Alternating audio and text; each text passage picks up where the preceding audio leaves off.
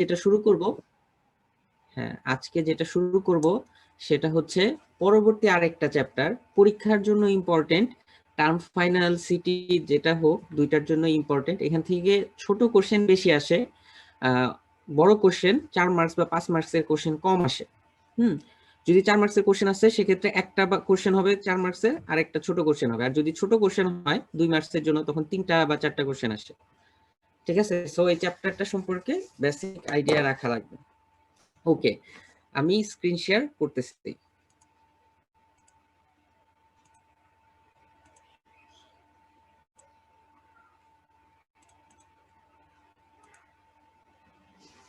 আচ্ছা, আমার স্ক্রিন তো দেখা যাচ্ছে। ওকে, তো শুরুতে একজনকে একটু কোহোস্ট করে দেই। সিয়ারের সাথে তো সবসময় কথা বলি, অন্য কারোর সাথে একটু একটু কথা বলি, কারণ অনলাইন ক্লাসে তো সবার ফেস টু ফেস পরিচিত হওয়া সম্ভব হচ্ছে না। কথা বলার মাধ্যমে একটু পরিচিত হওয়ার চেষ্টা করি। আইডি 8 স্যার কে আছেন আমার সাথে? আইডি 8 এর আচ্ছা, ওকে, তাহলে আইডি 14 কে দেখতে পাচ্ছি, ইস্তিয়াক আহমেদ স্যার কে আছেন আমাদের সাথে?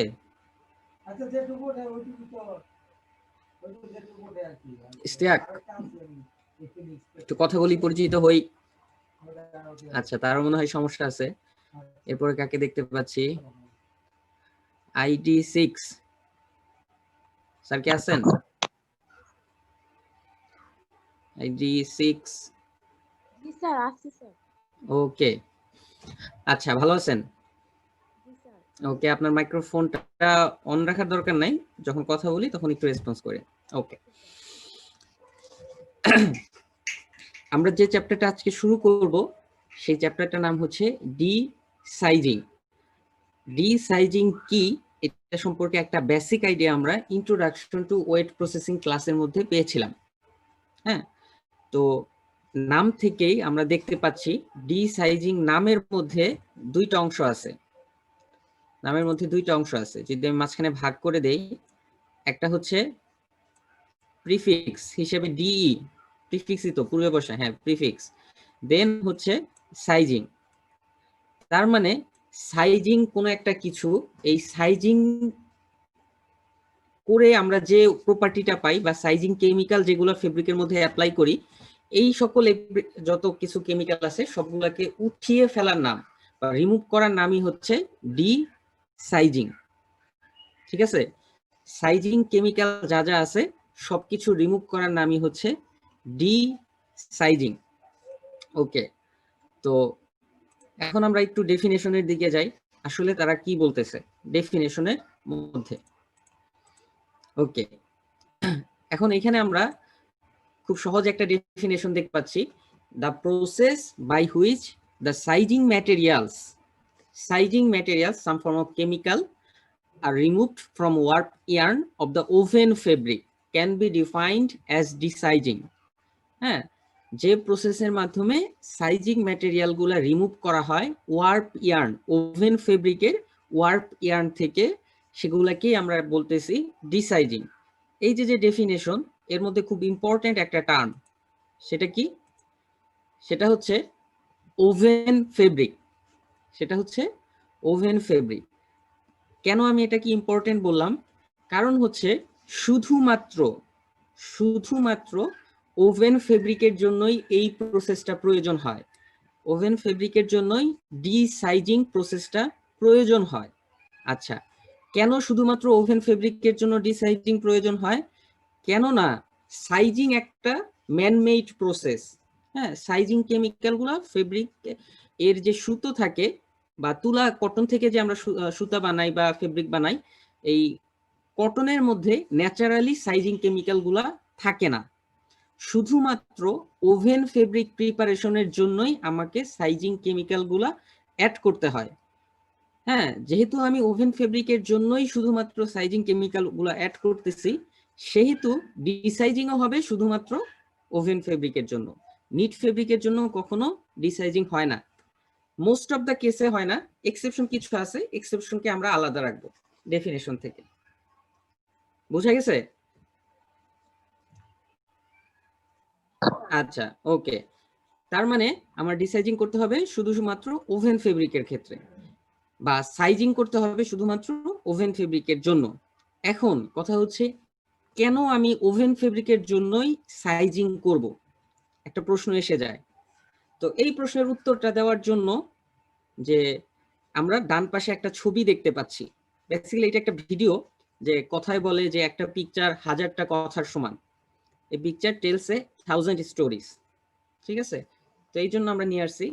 আপনারা ফেব্রিক ক্লাসে বিস্তারিত পড়বেন FM1 ক্লাসে, আমি এখানে আপনাদেরকে ছোট আকারে একটু দেখাতে চাচ্ছি। আপনারা একটু ভিডিওটার দিকে মনোযোগ দেন। আচ্ছা, এখানে যেটা দেখতে পাচ্ছেন, সেখানে এই যে অংশগুলো আছে, এটাকে কি বলে কেউ বলতে পারবেন? আপনাদের তো ইন্ট্রোডাকশন টু টেক্সটাইল ক্লাস হয়েছিল, এই যে যন্ত্রাংশ, ওকে, এগুলাকে আমরা বলতেছি হচ্ছে হিল ফ্রেম। ঠিক আছে, আচ্ছা, হিল ফ্রেমের মধ্যে কি হয়, এই যে সুতোগুলো, হ্যাঁ, সেগুলোকে আমরা বলতেছি ওয়ার্পের সুতা বা টানার সুতা, বাংলায় যেটাকে বলে টানার সুতা। এই টানার সুতাগুলাকে আমরা উইভিং এর প্রিন্সিপালের মধ্যে জানি যে আপ ডাউন হয়। ঠিক আছে, এরকম আপ ডাউন হয়।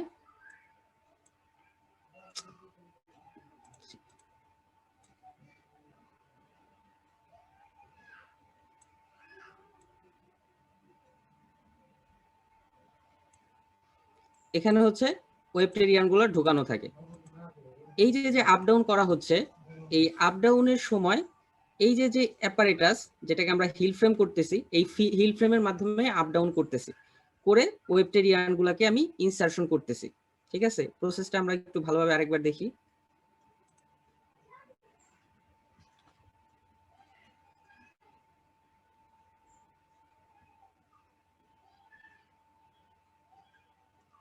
ঠিক আছে, তো এই প্রসেসটা কি করতেছে, হিল ফ্রেমের সাহায্যে ওয়ার্প ইয়ার্নের কে কি করতেছে, মাঝখানে একটা গ্যাপ তৈরি করতেছে, মাঝখানে একটা স্পেস তৈরি করতেছে ওয়েবটের ইয়ার্ন ইনসারশনের জন্য। এই যে স্পেস ক্রিয়েশন, এটাকে সোজা বাংলায় বলে হচ্ছে শেডিং। এই যে স্পেস ক্রিয়েশন হচ্ছে, এই স্পেস ক্রিয়েশনের জন্য ওয়ার্প ইয়ার্নের মধ্যে এক্সট্রা টেনশন পড়তেছে, যেহেতু এক্সট্রা টেনশন পড়তেছে, সেহেতু অনেক সময় ওয়ার্পের ইয়ার্নগুলা ছিঁড়ে যেতে পারে। যাতে ছিঁড়ে না যায় সেজন্য ওয়ার্প ইয়ার্নগুলোর মধ্যে উইভিং এর আগে ওয়ার্প ইয়ার্নের মধ্যে কি করা হয়, একটা পলিমারিক কেমিক্যালের দ্বারা একটা কোটিং করে দেওয়া হয়, কিছু পলিমারিক কেমিক্যালের দ্বারা কোটিং করে দেওয়া হয়। এই যে কোটিং করার প্রসেসটা, কে আমরা বলতেছি সাইজিং। কেন সাইজিং করতেছি? কারণ ওয়ার্প ইয়ার্নের শেডিং এর সময় যাতে ওয়ার্প ইয়ার্নগুলো ছিঁড়ে না যায়। আচ্ছা, এখানে আরেকটা কারণ হচ্ছে, সেটা হচ্ছে যখন আমরা আপ ডাউন করতেছি হিল ফ্রেম গুলাকে, তখন পাশাপাশি দুইটা ওয়ার্প ইয়ার্নের মধ্যে প্রচুর পরিমাণে ফ্রিকশন হয়। এই ফ্রিকশনের কারণেও অনেক সময় ইয়ার্ন ব্রেকেজ হয়, অথবা ড্যামেজ হয়, অথবা আপনার পিলিং হয়, বা ফার্দার প্রসেসিং এ প্রবলেম ক্রিয়েট করে। এই সকল প্রবলেম যাতে ক্রিয়েট না করে, সেই জন্য আমরা সাইজিং করতেছি। সাইজিং কেমিক্যাল গুলা কি হাইড্রোফোবিক ইন নেচার।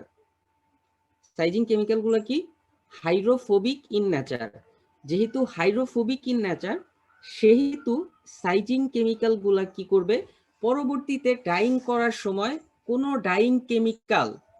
ডাইস এবং কেমিক্যালস ফেব্রিকের ভেতরে সঠিকভাবে প্রবেশ করতে বাধা দিবে, যাতে করে ডাইং এর সময় ডাইস, কেমিক্যাল, ওয়াটার সবকিছু ঠিকভাবে ফেব্রিকের ভেতরে প্রবেশ করতে পারে। এই জন্য আমাকে অবশ্যই ডিসাইজিং করে নিতে হবে, অবশ্যই আমাকে কি করতে হবে, সাইজিং কেমিক্যাল গুলো ফেব্রিকের উপর থেকে রিমুভ করে নিতে হবে। এটাই হচ্ছে ডিসাইজিং কেন ওভেন ফেব্রিকে করা লাগে তার একটা কারণ। সবাই কি বুঝতে পারছেন?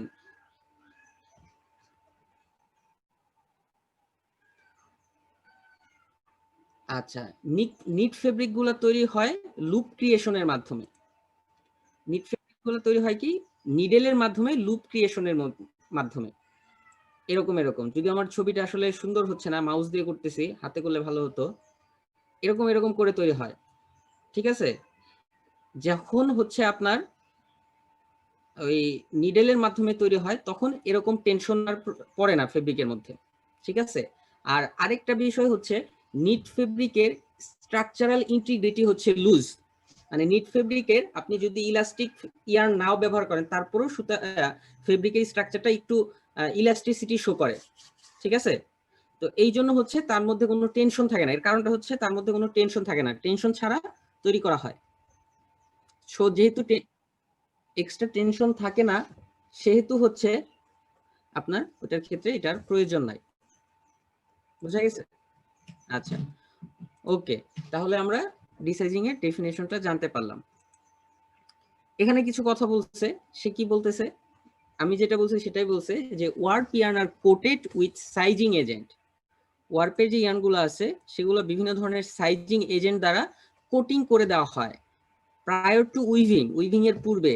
কেন করতেছি? To reduce their frictional properties. হ্যাঁ, এই যে যখন এখানে আপ ডাউন হবে তখন হচ্ছে প্রচুর পরিমাণে এইগুলাতে ফ্রিকশন হয় পাশাপাশি দুইটি ওয়ার্প ইয়ার্নের মধ্যে।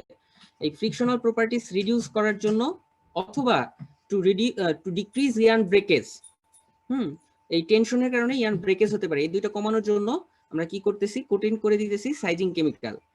এটা করার দ্বারা কি হয়? To improve weaving productivity. হ্যাঁ, উইভিং প্রোডাক্টিভিটি ইমপ্রুভ করে, ঠিক আছে। কিভাবে ইমপ্রুভ করতেছে উইভিং প্রোডাক্টিভিটি ডিসাইজিং সাইজিং করার দ্বারা? সেটা হচ্ছে এই যে যে ওয়েবড ইনসারশন প্রসেস সেটা অনেক দ্রুত চালানো যায়। কারণ যখন আপনার স্ট্রেংথ বেড়ে যাবে, ফ্রিকশনাল প্রপার্টিজ রিডিউস হবে, তখন কি হবে, আপনি অনেক বেশি পরিমাণে যদি ফ্রিকশন দেন, তারপরেও অনেক বেশি পরিমাণে যদি স্পিড দেন, তারপরেও কি হবে, ওয়ার্পের ইয়ার্ন ছিঁড়ে যাবে না, তার মানে ফেব্রিক প্রোডাকশন স্পিড বেড়ে যাবে। প্রোডাকশন বেড়ে যাওয়া মানে হচ্ছে প্রোডাক্টিভিটিও বেড়ে যাওয়া। এভাবে হচ্ছে সাইজিংটা অবশ্যই করা হয় উইভিং এর পূর্বে। এখন হচ্ছে আমাকে ডাইং করার পূর্বে এগুলো রিমুভ করতে হবে, সেটা নিয়ে কি বলছে যে the sizing material present on warp yarn acts as a resist। যে সাইজিং কেমিক্যাল যেগুলো আছে সেগুলো কি করতেছে, resist towards dye and chemicals. Dyeing এবং কেমিক্যালসে কি ভেতরে প্রবেশ করতে বাধা দিচ্ছে, এই কারণে অবশ্যই রিসাইজিং কেমিক্যালকে আমার ফেব্রিক থেকে রিমুভ করে নিতে হবে, ঠিক আছে। এই ছিল হচ্ছে ডেফিনেশন অফ ডিসাইজিং। এই কোশ্চেনটা আসে মাঝে মাঝে, অনেক সহজ। আজকে যদি সবাই শুনে থাকেন, ফিউচারে না পড়লেও অন্তত পক্ষে বলতে পারবেন ডিসাইজিং কি, ডিসাইজিং কেন করা হয়। আবার যদি কোশ্চেনটা একটু ঘুরায় আসে, এমন একটা প্রসেস সম্পর্কে শর্ট নোট লিখেন যেটা শুধুমাত্র ওভেন ফেব্রিকে করা হয়, এমন একটা প্রসেস সম্পর্কে শর্ট নোট লিখেন যেটা নিট ফেব্রিকে প্রয়োজন হয় না, ঠিক আছে। ওকে, এই চারটা কোশ্চেনের অ্যান্সার অলরেডি এতক্ষণে আমি বলে ফেলেছি। যদি তাই হয় তারপরে আমরা একটু যাব আগের কথাই, যেহেতু ডিসাইজিং জানছি, সাইজিংটা আসলে কি সেটা আমরা একটু জানবো। What do you mean by sizing? সাইজিংকে অনেক সময় স্ল্যাশিং অথবা স্ল্যাশার সাইজিংও বলা হয়। যে প্রসেসের মাধ্যমে আপনার কি করছেন, ওই যে সাইজিং কেমিক্যাল গুলা ওয়ার্প ইয়ার্নের মধ্যে দিয়ে দিচ্ছেন, সেগুলোকেও আমরা সেটাকে আমরা বলতেছি সাইজিং। অলরেডি আমরা এটা জেনে গেছি। আচ্ছা, এখন এই যে যে সাইজিং কেমিক্যাল বলতেছি, এইটা আসলে কি? এটা হচ্ছে আপনার সাইজিং কেমিক্যাল অথবা শুধু সাইজ নামেও টেক্সটাইলের ভাষায় পরিচিত। যদি কেউ শুধু সাইজ বলে সেটাকে আমরা সাইজিং কেমিক্যাল বলবো। এই যে সাইজিং কেমিক্যাল গুলো হচ্ছে এক ধরনের পলিমারিক সাবস্টেন্স, হ্যাঁ, যেগুলো কিনা আপনার যখন ড্রাই হয় তখন লং চেইন পলিমার তৈরি করে। জিলাটিনাস ফিল ফর্মিং সাবস্টেন্স, জেলিন ন্যায় আঠালো, হ্যাঁ, যেটা কিনা পলিমারিক একটা সাবস্টেন্স। এই সাবস্টেন্স গুলা ফেব্রিকের মধ্যে অ্যাপ্লাই করলে কি হয়, ফেব্রিকের স্ট্রেংথ কিছুটা ইনক্রিজ করে। আচ্ছা, সেটা সাধারণত সলিউশন ডিসপারশন আকারে অ্যাপ্লাই করা হয় জেনারেলি ওয়ার্প ইয়ার্নের ক্ষেত্রে। কিছু কিছু ক্ষেত্রে ওয়েব ইয়ার্নেও ইনসারশন করা হয়, জেনারেলি বিফোর উইভিং। এখন আর কিছুক্ষণ আমি আগে আপনাদের বললাম শুধুমাত্র ওয়ার্প ইয়ার্নে ব্যবহার করা হয়, এবং কারণ বললাম কি, টেনশনের কারণে, ফ্রিকশনের কারণে। এখন ওয়েব টিয়ার্নের মধ্যে তো ফ্রিকশনও নাই, নাই বললে ভুল হবে, অনেক কম, প্লাস টেনশন তো নাই। তাইলে এইখানে কেন বললো যে সামটাইমস টু ওয়েব? ঠিক আছে, এটা হচ্ছে ব্যতিক্রম। কখন কখন যে অনেক সময় ওয়েবটি যে পিকিংটা করা হয়, ওয়েবটের সুতা যেটা ইনসারশন করা হয়, এই সুতার কাউন্ট অনেক বেশি থাকে, অনেক চিকন সুতা হয়। ঠিক আছে, অনেক চিকন সুতা হয়। তো ওই চিকন সুতা বেশি চিকন হওয়ার কারণে, এগুলো সাধারণত সফিস্টিকেটেড ফেব্রিক কিছু আছে, তো ওয়েবটের ইয়ার্নও ছিঁড়ে যেতে পারে, তখন সতর্কতা বশত কখনো কখনো দেওয়া হয়, কিন্তু এটা এক্সেপশন, খুবই এক্সেপশন, মানে এক্সেপশনের মধ্যেও এক্সেপশন, পাওয়াই যায় না। ঠিক আছে, তার মানে এক কথায় যে টেনশন অ্যাবজর্ব করার জন্য বা ব্রেকেজ থেকে ইয়ার্নকে রক্ষা করার জন্য আপনার সাইজিং কেমিক্যালটা অ্যাপ্লাই করতেছেন। ওকে, তো সাইজ কেমিক্যালের খুব পরিচিত একটা উদাহরণ আছে, আপনারা কেউ কি বলতে পারবেন সাইজিং কেমিক্যালের একটা পরিচিত উদাহরণ? ওকে, আমি বলছি, ভাতের মার, সুতি কাপড়ে মার দেওয়া, এই প্রসেসটার নাম কি শুনছেন আপনারা? জি স্যার।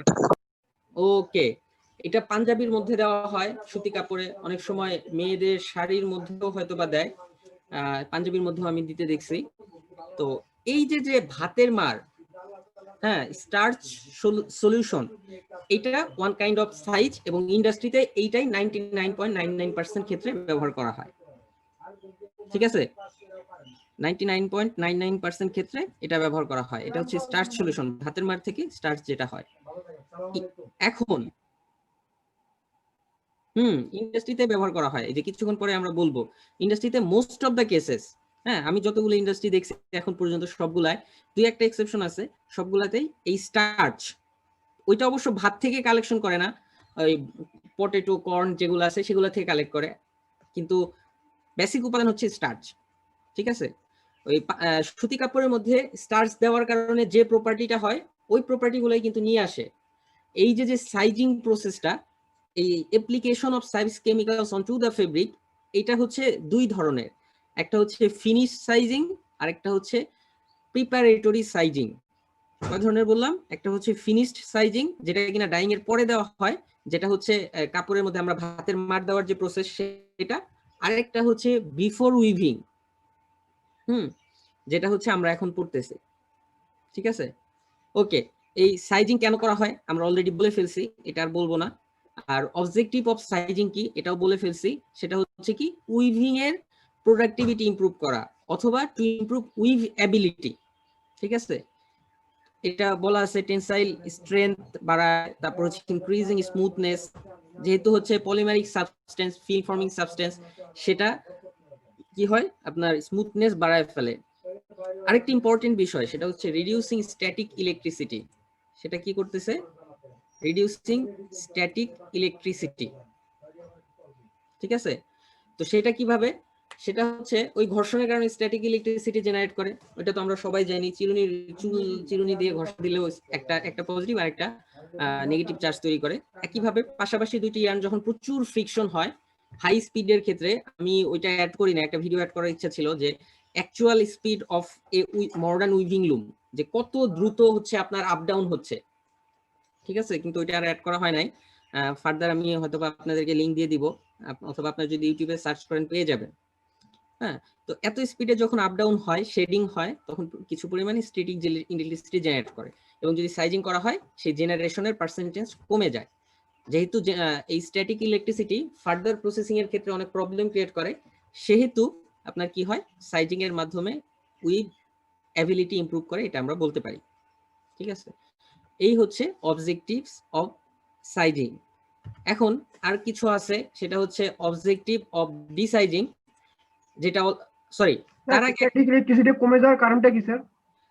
স্ট্যাটিক ইলেকট্রিসিটি কমে যাওয়ার কারণটা হচ্ছে, এটা যদি জানতে চান আপনাকে প্রথমে জানতে হবে কিভাবে স্ট্যাটিক ইলেকট্রিসিটি জেনারেট করে। ঠিক আছে, একটু হোল্ড করেন, আমি কন্টিনিউ করতেছি। হ্যাঁ,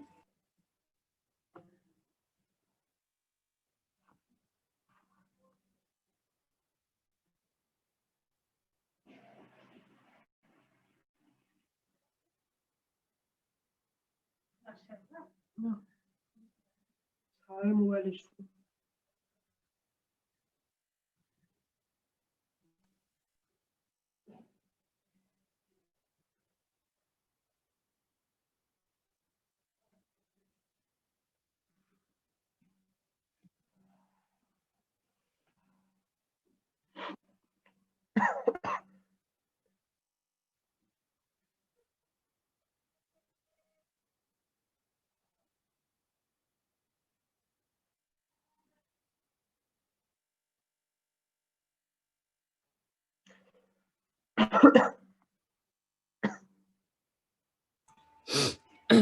সরি, একটু জরুরি ফোন ছিল। আচ্ছা, যেটা বলতেছিলেন যে স্ট্যাটিক ইলেকট্রিসিটি কিভাবে আপনার রিডিউস হয়। রিডিউস হয়। তো সেটা জানার জন্য আমাকে প্রথমে জানতে হবে কিভাবে স্ট্যাটিক ইলেকট্রিসিটি জেনারেট করে। ঠিক আছে, যে ইয়ার্ন যখন তৈরি হয়, তো ইয়ার্নের সারফেসে যখন কিছু শর্ট ফাইবার থাকে বা দুইটা ইয়ার্ন যখন ফ্রিকশন হয়, ওই ফ্রিকশনের কারণে আপনার সেখানে কিছু চার্জ জমা হয়। তো এই কারণে হচ্ছে ইলেকট্রিসিটি জেনারেট করতেছে স্ট্যাটিক ইলেকট্রিসিটি, যখন হাই স্পিডে ফ্রিকশন হচ্ছে। তো এখন যখন আপনি কোটিং করে দিবেন, কোটিংটা হচ্ছে ওয়ান কাইন্ড অফ আঠা। ভাতের মাঠ তো দেখছেন আপনি, ওটা ওয়ান কাইন্ড অফ আঠা। তো এই আঠাটা কি করে, দুইটা আঠা এবং লং চেইন পলিমার, এই লং চেইন পলিমার হওয়ার কারণে তাদের মধ্যে যে ফ্রিকশনটা হয়, তখন তো আর ইয়ার্নের ফ্রিকশন হচ্ছে না, পলিমারের মধ্যে ফ্রিকশন হচ্ছে। এই ফ্রিকশনের সময় জেনারেশন অফ ফ্রি ইলেকট্রন অনেক কম থাকে, কিছু পরিমাণে হয়, যেটা কিনা নগণ্য। কারণটা কি, লং চেইন পলিমারের মধ্যে ইলেকট্রন ইন্টিগ্রিটি অনেক বেশি থাকে, সে সহজে লুজ ইলেকট্রন তৈরি করতে পারে না। ঠিক আছে, এই কারণে হচ্ছে আপনার সহজ কথায় বলতে গেলে সাদামাটা ভাষায় যে রিডাকশন অফ স্ট্যাটিক ইলেকট্রিসিটি। বুঝতে পারছেন? বুঝতে পারছি। আচ্ছা, ওকে, আমরা ডিসাইজিং এর অবজেক্টিভে যাওয়ার আগে আমরা দেখব যে ইন্ডাস্ট্রিতে কি কি কেমিক্যাল সাইজিং হিসেবে ব্যবহার করে থাকে। আচ্ছা, তো এই যে সাইজিং কেমিক্যাল আছে সেটাকে দুই ভাগে ভাগ করে, ইন্ডাস্ট্রির সাইজিং কেমিক্যালকে দুই ভাগে ভাগ করে। একটাকে বলা হয় ন্যাচারাল সাইজিং এজেন্ট, আরেকটাকে আমরা কি বলতেছি, সিনথেটিক সাইজিং এজেন্ট বা সিনথেটিক সাইজেস। ন্যাচারাল সাইজিং এজেন্টের মধ্যে কিছু আছে স্টার্চ, যেটা হচ্ছে মোস্টলি ইউজড, এগুলা ভুট্টা, আলু, সাগো, সিএমসি কার্বক্সিমিথাইল সেলুলোজ, যেটা হচ্ছে মডিফাইড স্টার্চ টাইপের কম্পোনেন্ট, এইগুলা থেকে হচ্ছে কালেক্ট করে থাকে। কিন্তু মেইন সোর্স হচ্ছে এই তিনটা, কর্ন, পটেটো, সাগো। তো এরপরে হচ্ছে কিছু ন্যাচারাল গাম, আঠা, যেগুলা গাছের মধ্যেও কিন্তু কিছু আঠা হয়, বা কিছু বিন থেকেও আঠা কালেক্ট করা হয়। এই আঠাগুলাকেও আপনার কি করা হয়, যেহেতু আঠা, ফিল্ম ফর্মিং সাবস্টেন্স, রেখে দিলে শুকিয়ে লং চেইন একটা পলিমারিক কভার তৈরি করে, সেহেতু সেগুলোকে সাইজিং কেমিক্যাল হিসেবে ব্যবহার করা যায়। লোকাস্ট বিন থেকে সংগ্রহ করা যেতে পারে। আরেকটা হচ্ছে গাম ট্র্যাগাক্যান্থ, এটা একটা গাছের আঠা, যেটাকে গাম ট্র্যাগাক্যান্থ বলা হয় বা শুধু ট্র্যাগাক্যান্থও বলে। এটা থেকেও আপনার সাইজিং এজেন্ট বা সাইজিং কেমিক্যাল পাওয়া যায়। এই যে দুইটা বললাম, এগুলাকে থিকেনার হিসেবেও ব্যবহার করে। এগুলাকেও কি হিসেবে ব্যবহার করে, থিকেনার হিসেবে।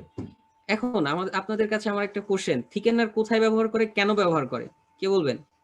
কারো আইডিয়া আছে? থিকেনার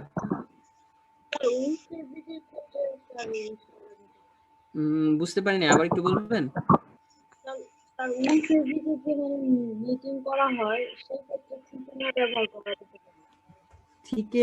থিকেনার, আচ্ছা, ওকে। আর কেউ বলবেন, অন্য যে কেউ? ক্যানভাস তো জাস্ট ক্যানভাস পেপার বা যে কোনো একটা কিছু, ক্যানভাস ফেব্রিক আছে, মানে একটা কিছু ক্যানভাসের মধ্যে ব্যবহার করা হয়, কিন্তু ক্যানভাসের উপরে কোনো একটা কাজ করার সময় ব্যবহার করা হয়। আচ্ছা, ওকে। আচ্ছা, যাই হোক, থিকেনার টেক্সটাইলের ভাষায় বা ওয়েট প্রসেসিং এর যে কোনো আপনার টেক্সটাইল ডাইস বা যার কাছে জিজ্ঞাসা করেন, তারা থিকেনার বললে প্রথমে যে টার্মটা আসবে সেটা হচ্ছে প্রিন্টিং। প্রিন্টিং এর সময় ওই যে ক্যানভাসের উপরে কালার করার সময় বা আর্ট করার সময় অনেক সময় থিকেনার ব্যবহার করে, কিন্তু টেক্সটাইলের ভাষায় মোস্টলি হচ্ছে প্রিন্টিং এর যে প্রিন্ট পেস্ট তৈরি করা হয়, ওই সময় থিকেনার ব্যবহার করে। কারণটা কি, আমরা প্রিন্টিং করার সময় বিভিন্ন ধরনের ডাইস, পিগমেন্ট ব্যবহার করি। ডাইসগুলো যদি পানিতে দেওয়া হয় একটা তরল সলিউশন তৈরি করে যেটার ভিসকোসিটি অনেক কম। তো এই তরল পদার্থগুলো দিয়ে যদি আপনি প্রিন্টিং করেন তখন কি হবে, প্রিন্টিং এর যে ডিজাইনটা করছেন, ধরেন ফুল আঁকছেন, একটা সূর্যমুখী ফুল আঁকছেন, তো সূর্যমুখী ফুলের যে প্রান্তগুলো আছে সেগুলো ফেব্রিকের মধ্যে ছড়ায় ছিটায় যাবে। যাতে ছড়ায় ছিটায় না যায়, ডিজাইনটা যাতে শার্প থাকে, সুন্দর দেখা যায় প্রান্তগুলা, এই জন্য হাই ভিসকোসিটি কিছু কেমিক্যাল ব্যবহার করা হয়, যেগুলোকে আমরা বলতেছি কি থিকেনার। এই যে স্টার্চ, সেটা হচ্ছে one kind of thickener, viscosity increase করতেছে। তারপর হচ্ছে বিভিন্ন ধরনের গাম, এগুলা ব্যবহার করা হয় প্রিন্ট পেজ তৈরির সময় এবং প্রিন্টিং এর সময়।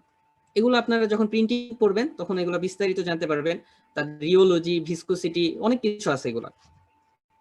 তো এটার মধ্যে আমরা যাব না। তো যাই হোক, আমার কথা হচ্ছে ন্যাচারাল গামগুলাও হচ্ছে আপনার সাইজিং ম্যাটেরিয়াল হিসেবে ব্যবহার করে। এরপরে হচ্ছে সিনথেটিক সাইজ।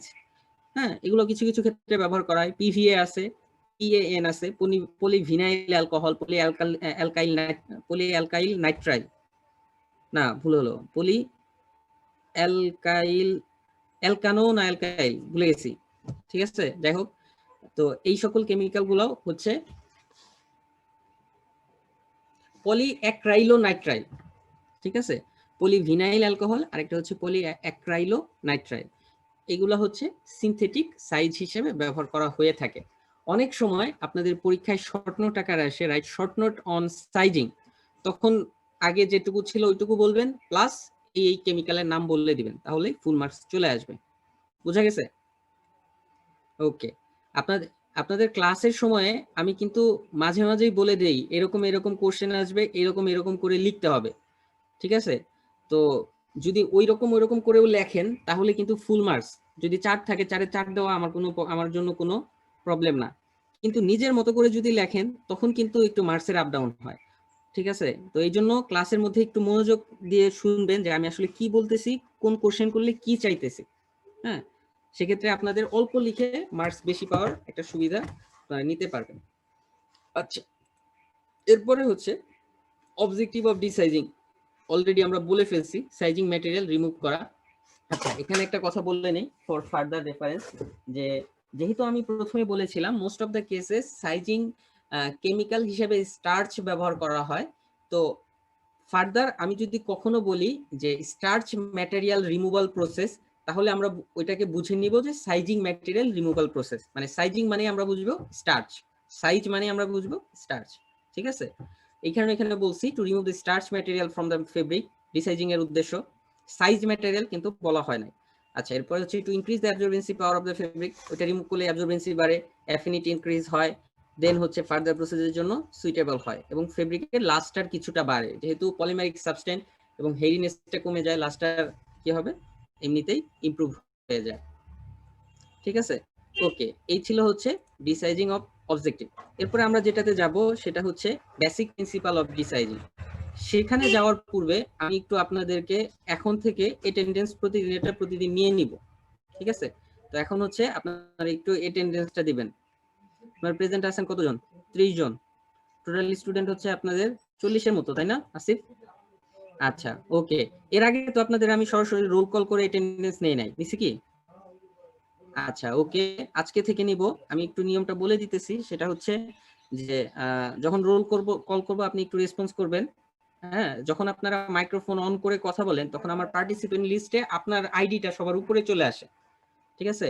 তো ওইটা দেখে আমি বুঝবো আপনি প্রেজেন্ট, তারপর আপনি তো ভোকালি রেসপন্স করবেনই। আচ্ছা, যদি কারো এরকম হয় যে প্রেজেন্ট দেওয়ার সময় আপনারটা মিস হয়ে গেছে বা আপনি মাইক্রোফোন অন করতে একটু দেরি করে ফেলছেন, নো প্রবলেম, আমি কন্টিনিউ করে যাব। যখন সবারটা শেষ হবে তখন আপনি আপনার আইডিটা বলবেন, তো বললেই আমি সেটা দিয়ে দিব। আচ্ছা, আর আরেকটা বিষয় সেটা হচ্ছে আমি এক্সেলে হচ্ছে আপনাদের অ্যাটেন্ডেন্স দিব। 1 মিনস হচ্ছে আপনি প্রেজেন্ট, 0 মিনস আপনি অ্যাবসেন্ট। আচ্ছা, তো আপনি আপনি রেসপন্স করেছেন কিন্তু আমি আপনাকে 0 দিয়ে ফেলছি, মানে আপনি রেসপন্স করছেন আপনি প্রেজেন্ট, তার মানে আপনার আইডির পাশে 1 দেওয়ার কথা, কিন্তু আমি 0 দিয়ে ফেলছি, নো প্রবলেম। আপনি শেষে আপনি একটু মনে রাখবেন যে স্যার আমি প্রেজেন্ট করছিলাম, আমারটা 0 দিয়েছেন, আপনি একটু মনে রাখবেন, যখন শেষ হয়ে যাবে আপনি একটু বলে দিবেন যে স্যার আমি ছিলাম, তারপর আমারটা এরকম হয়ে গেছে। আসলে টাইপিং তো ভুলে 1-0 হয়ে যেতে পারে, তারপর আমি সতর্ক থাকবো, কিন্তু যদি হয়ে যায় আপনি শেষে আমাকে মনে করাই দিবেন, ঠিক আছে? ওকে, আচ্ছা ঠিক আছে, আমি এখন এক্সেল ফাইলটা শেয়ার করতেছি।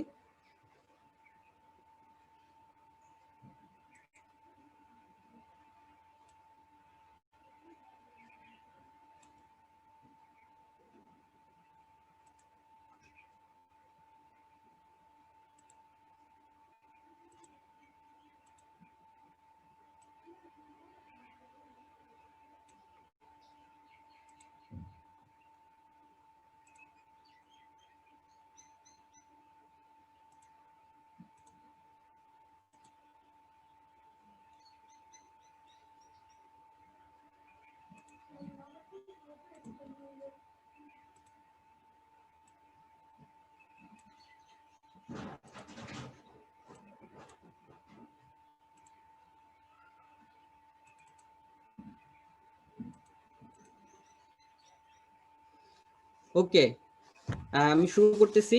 আজকে হচ্ছে আপনাদের লেকচার 9। আজকে আজকে হচ্ছে তারিখ হচ্ছে 29 তারিখ, 29 ডিসেম্বর। ওকে, ঠিক আছে। 2019 17001 মঈন খান, আইডি 1, আইডি 2, 3, 4, 5,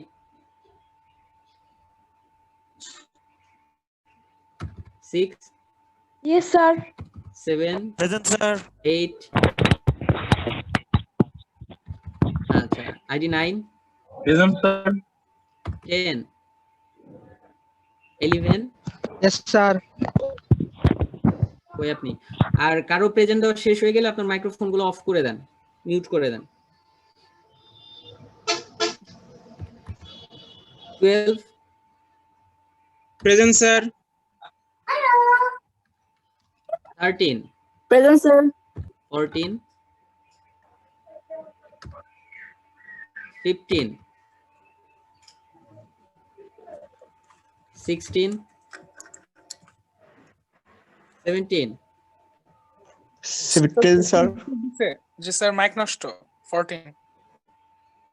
ওকে, আচ্ছা, এরপর হচ্ছে 18, sir. 19,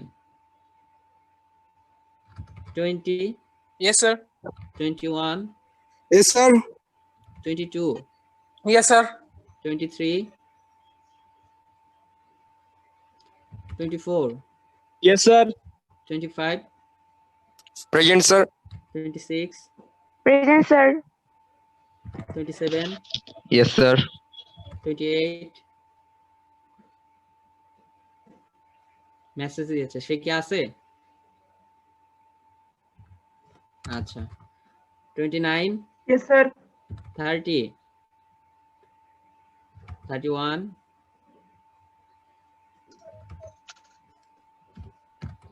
32, Yes, sir. 33, Present, sir. 34, Yes, sir. 35, 36, yes sir. 37, 38। ও, সে কি ক্লাসে অ্যাটেন্ড করছে? ও আচ্ছা, ঠিক আছে, সমস্যা নেই। 39, Present, sir. 40, 41, Present, sir. 42, sorry, 2018 12, 14, 2018 14, Yes, sir. Yes, sir. 2018 39। জি স্যার। ওকে, আচ্ছা, 28 প্রেজেন্টেশন 28। আচ্ছা, ওকে, থ্যাংক ইউ। আমরা আমাদের ক্লাসে ফিরে যাই।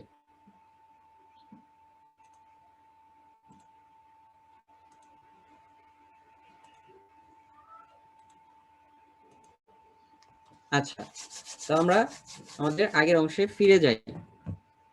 সেটা হচ্ছে যে আমাদের এই যে ডিসাইজিং করতেছি, যেখানে কিনা সাইজিং কেমিক্যাল গুলা আমরা রিমুভ করতেছি, এই সাইজিং কেমিক্যাল গুলা আমরা কিভাবে কতগুলা স্টেজে রিমুভ করতেছি, সেটাই হচ্ছে বেসিক প্রিন্সিপাল অফ ডিসাইজিং। আমাদের নেক্সট ক্লাসে আমরা যখন বিভিন্ন মেথড অফ ডিসাইজিং দেখব, তখন দেখবেন যে আমরা দেখতেছি যে বিভিন্ন মেথড আছে, কিন্তু সবগুলো মেথডই এই প্রসেসে, এই স্টেপগুলোর মাধ্যমে কি করতেছে, ডিসাইজিং করতেছে। আচ্ছা, তো বেসিক প্রিন্সিপাল বেসিক্যালি হচ্ছে 3টা স্টেপে বিভক্ত। The classical desizing process fundamentally involves 3 step. কয়টা স্টেপ? 3টা স্টেপের মধ্যে বিভক্ত। তো ফার্স্ট স্টেপ হচ্ছে swelling of the highly polymerized size. Okay, আমরা বলেছিলাম এই সাইজিং কেমিক্যালগুলো hydrophobic in nature. That means আপনার কি সাধারণভাবেই সেটা পানির মধ্যে দ্রবীভূত হয় না, কিন্তু যখন পানির কন্টাক্টে আসে একটা নির্দিষ্ট সময় পরে স্ট্রাকচারটা কিছুটা লুজ হয়, স্ট্রাকচারটা রাপচার হয় না কিন্তু লুজ হয়, কিছুটা সোয়েলিং হয়। এই 1 নাম্বার স্টেপটা হচ্ছে swelling of the highly polymerized size. Okay, এরপরে যেটা সেটা হচ্ছে in presence of suitable chemicals or suitable process কি হয়, তখন এই যে লুজ স্ট্রাকচার যেটা থাকে সেটা আস্তে আস্তে ব্রেকডাউন হয়, ব্রেকডাউন হয়ে সলিবল স্টেজে চলে আসে। ব্রেকডাউন হয়ে কি হয়, সলিবল স্টেজে চলে আসে, যেটাকে আমরা বলতেছি dissolving stage. Dissolving of size chemical যখন ডিজলভিং স্টেজে চলে আসে, তখন যেটা হয় ওয়াশিং করার মাধ্যমে আপনার কি হয়, ওই ফেব্রিকের কন্টাক্টে থাকা সলিউবল সাইজ কেমিক্যালগুলো ফেব্রিক থেকে রিমুভ হয়ে যায়। এই 3টা স্টেপের মাধ্যমে আপনার কি হয়, সকল ধরনের সাইজ কেমিক্যালগুলো ফেব্রিক থেকে রিমুভ করা হয়। 1 নম্বর হচ্ছে swelling of highly polymerize size, then হচ্ছে ডিজলভিং, দেন হচ্ছে ওয়াশিং। আচ্ছা, এখন স্টার্চের এই ডিজলভিং স্টেজটা যেটা আমি এখানে দেখাইছি, ডিজলভিং স্টেজটা টোটাল 5টা স্টেজে বিভক্ত। স্টার্চ পলিমার, যেটাকে আমরা মনোমার ফর্মে নিয়ে আসি, যদি নিয়ে আসতে চাই তখন টোটাল স্টেপ হয় কয়টা? 5টা। ঠিক আছে, এই 5টা স্টেপের মধ্যে প্রথম যে 2টা স্টেপ, দ্যাট মিনস স্টার্চ, দেন হচ্ছে 2 নাম্বার স্টার্চ ব্রেকডাউন হয়ে কি হয়, ডেক্সট্রিন 1 বা ডেক্সট্রিন ফেস 1, এই 2টা হচ্ছে ওয়াটার ইনসলিবল। আর পরবর্তী যে 3টা স্টেজ, যার প্রথম স্টেজটা বলা হয় ডেক্সট্রিন ফেস 2 বা সলিউবল ডেক্সট্রিন, দেন হচ্ছে ম্যালটোজ, এবং তারপরে হচ্ছে একবারে শেষে হচ্ছে গ্লুকোজ আকারে চলে আসে। এই 3টা হচ্ছে সলিবল স্টেজ অফ স্টার্চ। এই যে স্টার্চ লং চেইন পলিমার, মাঝখানে যখন ব্রেকডাউন করে দেওয়া হয় তখন সেটা হয় ডেক্সট্রিন ফেজ 1, যেটা molecular weight comparatively lower then starch, বাদ বাকি not enough to solubilize in water. ঠিক আছে, এই ডেক্সট্রিন ফেজ 1 কে পুনরায় যখন ভাঙা হয় বা ব্রেকডাউন করা হয়, তখন এই ডেক্সট্রিন ফেজ 1 এর চেয়ে কম মলিকুলার ওয়েট সম্পন্ন আরেকটা কম্পাউন্ড তৈরি হয়, যেটা হচ্ছে ডেক্সট্রিন ফেজ 2 বা সলিবল ডেক্সট্রিন। এই সলিবল ডেক্সট্রিনটা সলিবল ইন ওয়াটার। ঠিক আছে, এই যে স্টার্চ থেকে ডেক্সট্রিন পর্যন্ত আসলো, এই স্টেপটা অনেক সময় সাপেক্ষ ব্যাপার, অ্যাট লিস্ট বা 8 থেকে 10 ঘন্টা সময় লাগে। ঠিক আছে, তো যদি এটাকে আরো সলিবলাইজড করতে চান তখন আরো সময় সাপেক্ষ প্রয়োজন হয়, আরো সময়ের প্রয়োজন হয়। এই জন্য ফার্দার আর টাইম না দিয়ে এই ডেক্সট্রিন ফেজ 2 তে চলে আসার পরই সেটাকে ওয়াশিং করে ফেব্রিক থেকে রিমুভ করে দেওয়া হয়। ঠিক আছে, যেহেতু আমি ডেক্সট্রিন ফেজ 2 বা সলিবল ডেক্সট্রিন পর্যায়ে এসেই রিমুভ করে দিতেছি, সেহেতু পরবর্তী স্টেপগুলো আমি আর লিখি নাই। ঠিক আছে, যদি আপনাদের পরীক্ষায় আসে ডিজলভিং এর স্টেজ কয়টা, তখন বলবেন যে ডিসাইজিং এর জন্য ডিজলভিং এর স্টেজ হচ্ছে 3টা, starch, dextrin phase 1, dextrin phase 2। ঠিক আছে, এতটুকু বললেই হয়ে যাবে। বোঝা গেছে? ওকে, আচ্ছা, তো এখন হচ্ছে স্টার্চ নিয়ে অল্প স্বল্প কথাবার্তা বলা আছে। স্টার্চ কি? হ্যাঁ, স্টার্চ এক ধরনের পলিমার, যেটাকে আমরা বলতেছি পলিগ্লুকোপাইরানেস স্ট্রাকচার। গ্লুকোজ স্ট্রাকচারটা কি হয়, আপনার পলিমার ফর্ম করে কি তৈরি করে, স্টার্চ তৈরি করে।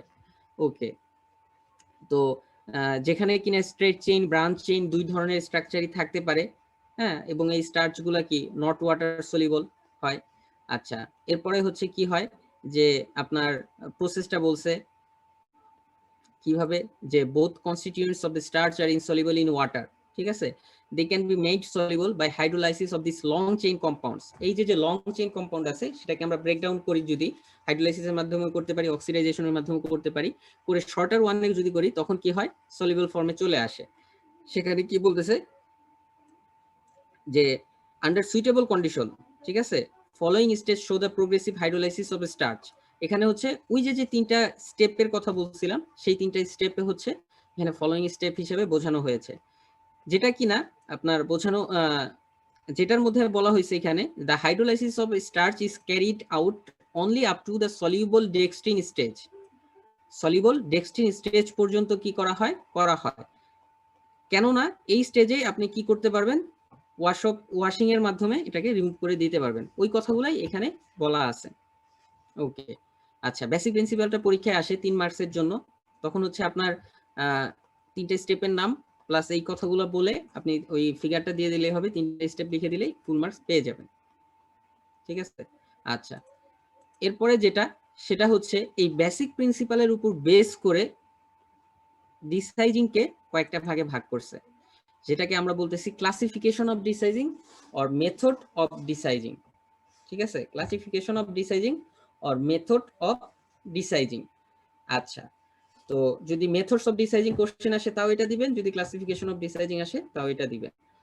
ডিসাইজিং কে দুই ভাগে ভাগ করছে, একটা হচ্ছে হাইড্রোলাইটিক মেথড আর একটা হচ্ছে অক্সিডেটিভ মেথড। নাম থেকে আমরা বুঝতে পারতেছি হাইড্রোলাইটিক মেথড কি, যে মেথডের মাধ্যমে হাইড্রোলাইসিস প্রিন্সিপালের উপর বেস করে স্টার্চের লং চেইন পলিমারকে রাপচার করা হয় বা ব্রেকডাউন করা হয়, সেটাই হচ্ছে হাইড্রোলাইটিক মেথড অফ ডিসাইজিং।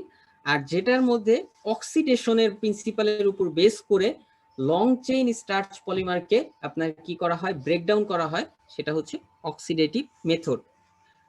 অনেক সময় ছোট কোশ্চেন আকারে আসে। হাইড্রোলাইটিক মেথড গুলাকে কয়েকটা ভাগে ভাগ করছে এই হাইড্রোলাইসিস প্রসেসটা।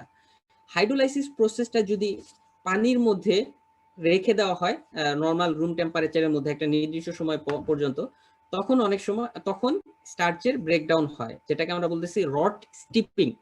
ডিসাইজিং কে অনেক সময় স্টিপিংও বলা হয়। হ্যাঁ, রট মানে পচানো, রটিং মানে কি, পচানো। হ্যাঁ, আমাদের এই পানির মধ্যে রেখে দেওয়ার পর নির্দিষ্ট সময় পর কি হয়, এই সাইজিং যে কেমিক্যাল আছে সেগুলো পচে যায় এবং ফেব্রিক থেকে আলাদা হয়ে যায়, এটাকে হচ্ছে রট স্টিপিং। আমরা ফার্দার বিস্তারিত করব। তো এটার একটা খুব বাস্তব উদাহরণ হচ্ছে, আমরা অনেকেই যারা গ্রামের দিকে থাকি পাট পানিতে ভিজিয়ে রাখে, এই স্টেপটা দেখেছি, ঠিক আছে। এই যে পাট পচানো স্টেপটা, সেটা হচ্ছে ওয়ান কাইন্ড অফ রট স্টিপিং। এই যে রট স্টিপিং বা রট ডিসাইজিং প্রসেস একই প্রিন্সিপালের উপর তৈরি করা। এরপর হচ্ছে যদি কিছু ডাইলুটেড অ্যাসিড আছে, হ্যাঁ, হাইড্রোক্লোরিক অ্যাসিড ইউজ করতে পারি অথবা সালফিউরিক অ্যাসিড ব্যবহার করতে পারি, অবশ্যই ডাইলুটেড ইউজ করে যদি আমরা হাইড্রোলাইসিস করে থাকি, সেটা হচ্ছে অ্যাসিড স্টিপিং।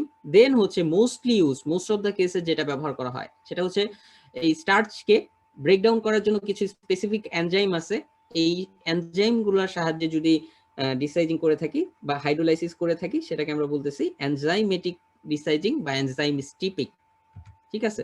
ওকে, এরপর অক্সিডেটিভ মেথড গুলো কি কি, যদি আমরা ক্লোরিন ব্যবহার করি, ক্লোরিন গ্যাসকে ডিসাইজিং এর জন্য ব্যবহার করি, সেটা হচ্ছে ক্লোরিন ডিসাইজিং।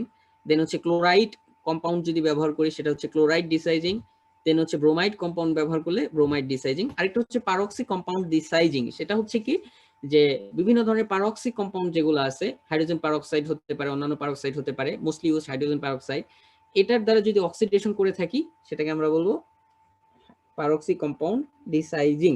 পারক্সি কম্পাউন্ড মোস্টলি ব্যবহার করা হয় হচ্ছে আপনার ব্লিচিং এর সময়, ঠিক আছে। পারক্সি কম্পাউন্ড হচ্ছে ইউনিভার্সাল ব্লিচিং এজেন্ট বলে। এই কম্পাউন্ডটাকে যদি আমি ব্লিচিং এর সময় ব্যবহার করি তখন আরেকটা সুবিধা পাওয়া যায়, সেটা হচ্ছে নট অনলি ব্লিচিং করে বাট অলসো যদি ডিসাইজিং কিছু কেমিক্যাল ইনসলিবল অবস্থায় থেকে যায় ফেব্রিকের মধ্যে, সেগুলোকেও ব্লিচিং স্টেজে এসে রিমুভ করে হচ্ছে পারক্সি কম্পাউন্ড, ঠিক আছে। এই সুবিধাটা, অ্যাডভান্টেজটা আপনারা যখন ব্লিচিং করবেন তখন দেখবেন যে আমি বলে দিয়েছি। আচ্ছা, যাই হোক, এই ছিল হচ্ছে মেথডস অফ ডিসাইজিং, ঠিক আছে, আজকের ক্লাসের শেষ অংশ। তো এর মধ্যে কারো কোনো প্রবলেম আছে কিনা?